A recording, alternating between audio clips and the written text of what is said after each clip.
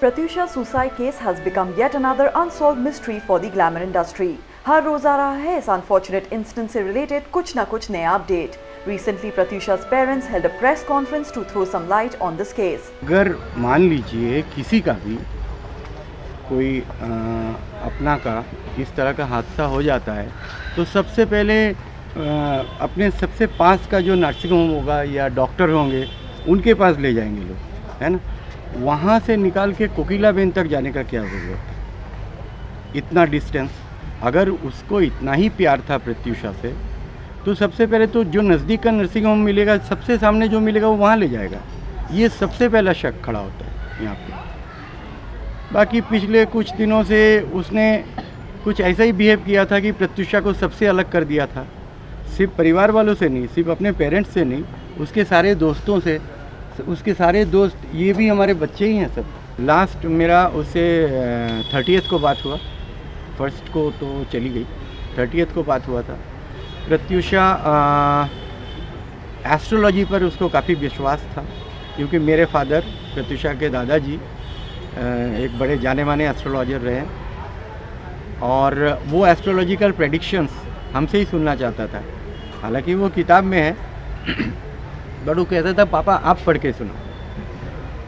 तो उसने अपने मम्मी से कहा था कि मम्मी पापा को बोलो ना पढ़ के सुनाएंगे. तो बहुत दिनों के बाद वो हमसे बात की थी. तो मैंने उससे कहा भी था कि वो लियो है. तो मैंने कहा था ये तो दिख रहा है कि लियो का ये साल बहुत अच्छा है और तू तो मेरी चैम्पियन बेटी है, प्रॉब्लम क्या है, तेरे को तो इस वक्त तो बहुत अच्छा करना चाहिए.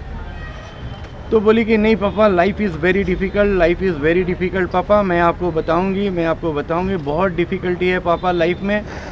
और तभी मुझे एक बेल बजने का आवाज़ आया जहाँ भी वो थी, जहाँ वो राहुल उसको ले गया था, जहाँ वो दोनों रह रहे थे. हमने अभी तक वो जगह भी नहीं देखा.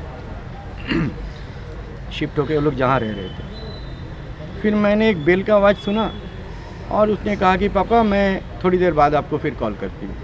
बस वही आखिरी बार उससे बात हुई. उसको शादी करने का इच्छा था, वो शादी का ड्रीम में जीती थी. इट इज़ नॉट दैट कि फॉर दिस गाई ओनली. वो उसका एक ड्रीम था कि उसका बहुत अच्छा शादी होगा, वो दुल्हन बन के बैठेगी, उसके सारे फ्रेंड्स होंगे, काफ़ी एंजॉय करेगी, वो सारा रिचुअल्स एंजॉय करेगी. अब उसको गलत बंदा मिल गया, बस यही हुआ.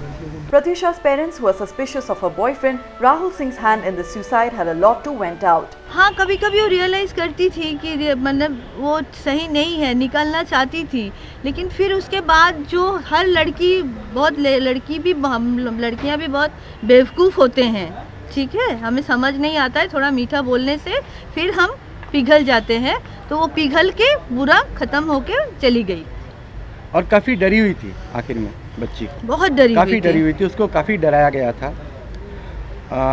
उससे ये भी अभी जो रियलाइजेशन हो रहा है, जो जानकारी मिल रहा है, उसको डराया गया था कि हम लोग रांची के बाहुबली है.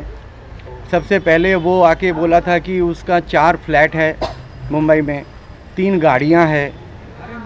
रांची के नामकुम में उसका घर है, वो 150 एकड़ ज़मीन पर उसका घर है. उसकी माँ कहीं की MLA है. अब हम आपसे अपील करते हैं, आप लोग ढूंढ के निकालो सच्चाई क्या है.